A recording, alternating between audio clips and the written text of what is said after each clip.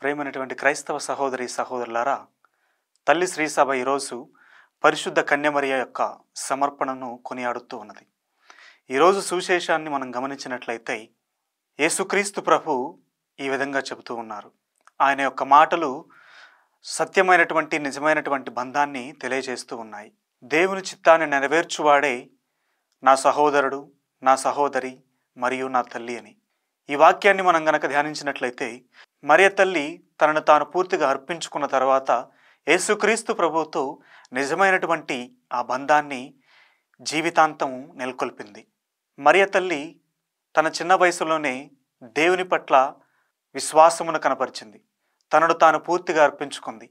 దేవాలయములు తనను కానుకగా అర్పించుకున్నప్పుడు తన మనస్సులో దేవుని చిత్తానుసారము జీవించవలసినటువంటి ఆ ఆకాంక్షను ఆ తల్లి తన ఆనందం ద్వారా వ్యక్తపరిచింది.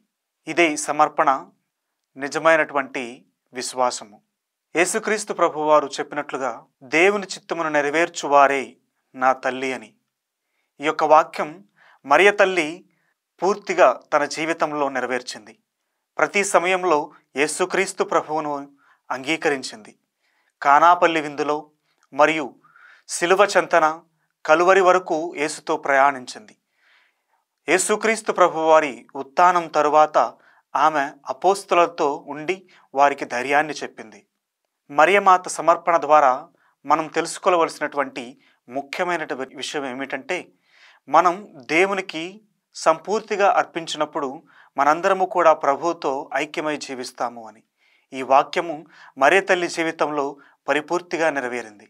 మనము కూడా దేవుని చిత్తాన్ని నెరవేర్చేవారిగా ఎల్లప్పుడూ సంసిద్ధత కలిగి జీవించాలి.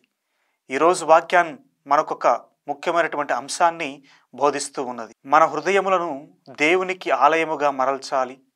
అలాగే మన చిత్తాన్ని ఆయన చిత్తానికి అనుగుణంగా మార్చగలిగి జీవించేలాగా మరియ తల్లి ఏ విధంగానైతే తన చిత్తాన్ని అవును అనేటువంటి సమాధానంతో తెలిపిందో, మనందరము కూడా నేను దేవుని ప్రేమకు తన సేవకు సంసిద్ధంగా ఉన్నాను అని మన యొక్క చిత్తాన్ని దేవునికి అంగీకారపూర్వకంగా తెలియపరచాలి.